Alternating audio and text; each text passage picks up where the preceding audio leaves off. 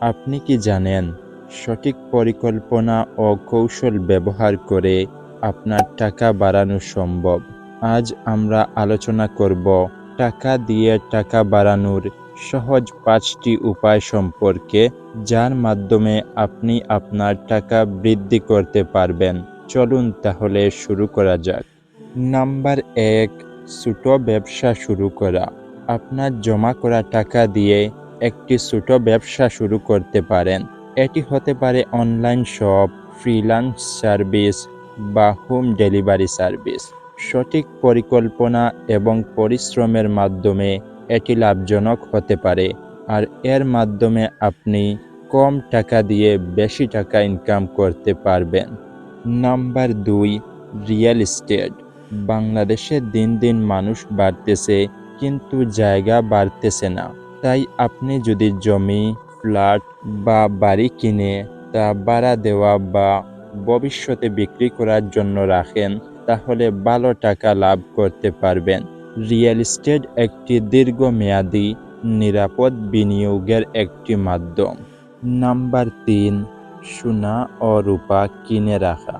সোনা ও রূপার দাম কোনোদিন কমবে না, বরং বাড়তেছে।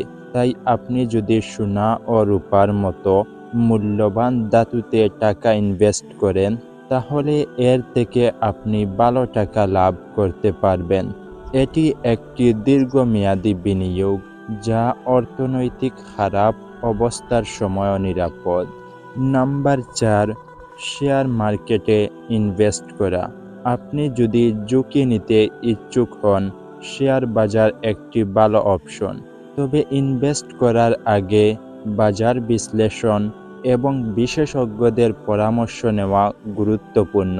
সঠিক পদ্ধতিতে শেয়ার বাজারে বিনিয়োগ করলে লাভ হতে পারে কয়েক গুণ। নাম্বার ৫, অনলাইন প্ল্যাটফর্মে বিনিয়োগ করা। অনলাইন স্টক ট্রেডিং, ক্রিপ্টোকারেন্সি বা বিটকয়েন ইত্যাদিতে বিনিয়োগ করা।